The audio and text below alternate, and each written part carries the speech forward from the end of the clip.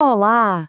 Hoje vamos mergulhar fundo numa das maiores questões da física moderna, o grande conflito entre as duas teorias que supostamente deveriam explicar tudo.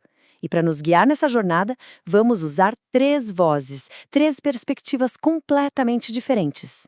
E a nossa primeira voz, bem, é a do doutor. Para ele, o cosmos é essa coisa maravilhosa, um mistério gigante que nos convida a brincar, a explorar. É um quebra-cabeças que, no fundo, quer ser resolvido com um bocado de imaginação e coragem. Depois, temos o Nikola Tesla com um olhar de engenheiro. Onde a gente vê caos ou magia, o Tesla via um sistema. Um circuito cósmico gigante, com tudo a funcionar segundo leis de frequência, de vibração. Uma visão bem prática, sabe? Estruturada e, de uma forma estranha, muito elegante. E, para fechar, a nossa terceira voz, Rick Sanchez. Ele é basicamente o método científico em pessoa, mas na sua forma mais pura e brutalmente honesta. Sem romance, sem misticismo. Para o Rick, o que interessa é o que pode ser testado, provado. O universo para ele não está nem aí para os nossos sentimentos. A nossa história começa num momento que mudou tudo. Um evento que não só provou uma teoria, mas que reescreveu a nossa ideia de realidade. A gente vai voltar para 1919, para um eclipse solar. Ok, então vamos lá. Por séculos, a gente viveu com a ideia do Newton, né? A gravidade era uma força invisível que puxava as coisas. Simples. Só que aí chegou Einstein e virou a mesa. Ele disse, não tem puxão nenhum. A massa, tipo o Sol, na verdade, deforma o tecido do universo, o tal do espaço-tempo. E os planetas? Eles só estão a seguir essas curvas, como uma bolinha de gude rolando num lençol esticado. Mas como é que se testa uma ideia dessas? A resposta veio com um eclipse. A ideia era observar a luz das estrelas que estavam bem atrás do Sol. Se o Einstein estivesse certo, a massa do Sol ia curvar o espaço e a luz da estrela teria que fazer essa curva para chegar até nós. E foi exatamente o que aconteceu. As estrelas apareceram num lugar um pouquinho diferente no céu. O universo tinha acabado de confirmar. A sua linguagem é a geometria. Com a relatividade geral explicando o universo em grande escala, parecia que estava tudo resolvido. Mas havia outra teoria, igualmente poderosa, que descrevia um mundo completamente diferente. Um mundo das coisas minúsculas. E é aqui, meus amigos, que começa o maior problema da ciência moderna. E a metáfora do doutor aqui, olha, cai como uma luva. Pensem assim, a relatividade é a linguagem que descreve a dança suave e majestosa das galáxias. Já a mecânica quântica, bem, ela fala a língua do mundo subatômico, um mundo de probabilidades, de saltos estranhos, onde a energia vem em pacotinhos. O problema? Elas descrevem o mesmo universo, mas falam dialetos que são matematicamente incompatíveis. Isso não é só uma questão de opinião, não.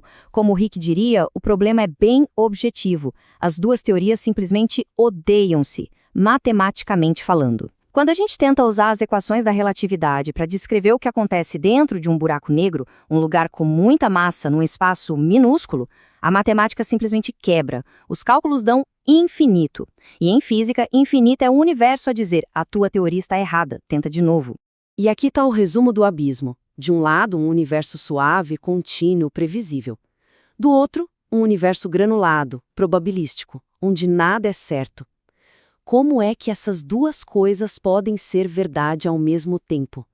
Pois é, essa é a grande questão da física hoje. E esse conflito todo fica perfeitamente representado nesse debate clássico. O Einstein, o pai da relatividade, não conseguia aceitar a aleatoriedade da quântica. Ele batia o pé dizendo que Deus não joga aos dados. A resposta do Niels Bohr, um dos gigantes da quântica, foi épica. Einstein, pare de dizer a Deus o que fazer. O universo não tem que fazer sentido para nós.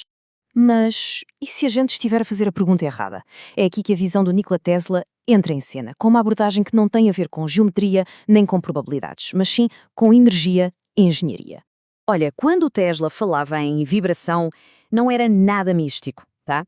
Era a cabeça de um engenheiro a funcionar. Para ele, tudo no universo, desde a menor partícula até à maior galáxia, podia ser descrita em termos de campos de energia, cada um com a sua frequência. Ele estava à procura da coerência, do sistema por trás de tudo. O que nos leva a uma das ideias mais esquisitas e, ao mesmo tempo, mais importantes da física quântica. Uma ideia que tanto o Tesla como o Rick explicariam não como magia, mas como Bem, uma consequência inevitável da física. A chave para entender isso é simples. O famoso efeito do observador não tem nada de mágico. É engenharia pura. Para saber onde está um eletrão, a gente tem que tocar nele, por exemplo, com um raio de luz, um fotão. Só que esse toque passa energia para o eletrão e, claro, muda o que ele estava a fazer. Ou seja, o simples ato de observar altera a realidade. O observador não está de fora a olhar. Ele faz parte do circuito. Então, como é que a gente sai disto? Como é que a ciência está a tentar construir a tal ponte entre o mundo grande e o mundo pequeno? O objetivo agora não é provar que uma teoria está certa e a outra errada, é criar um mapa novo, um mapa que junte as duas, a famosa teoria de tudo. E estas são algumas das perguntas malucas que estão a guiar a pesquisa. Não são respostas, são só caminhos possíveis. E se o espaço-tempo for feito de pixels, como a tela de um monitor? E se a informação, tipo os bits de um computador, tiver peso de verdade? São ideias ousadas que estão a tentar fazer essa ponte. Só que, por mais bonitas que essas ideias sejam, o Rick está sempre lá para nos dar um puxão de orelhas. Ele está certo. Qualquer teoria, por mais genial que pareça, não passa de ficção científica a que possa ser testada. Se não dá para testar, não é ciência. Fim de papo. E é interessante que, neste ponto, as três vozes meio que concordam. A busca pelo conhecimento dá-nos um poder imenso. Mas, como o doutor sempre diz, poder sem consciência não é progresso. É só velocidade e às vezes na direção completamente errada. E assim chegamos à grande questão. Depois de viajar pela geometria do doutor, pelo circuito do Tesla e pelo ceticismo brutal do Rick, o que é que a gente pode dizer sobre a natureza da realidade? A conclusão do Rick, que pode parecer fria à primeira vista, é talvez a mais libertadora de todas. O universo não foi feito para nos agradar. Ele é indiferente. E é exatamente essa indiferença que torna a ciência possível. Porque se ele segue regras, mesmo que sejam complexas, então nós podemos entendê-las. E nesse entendimento, a gente liberta-se.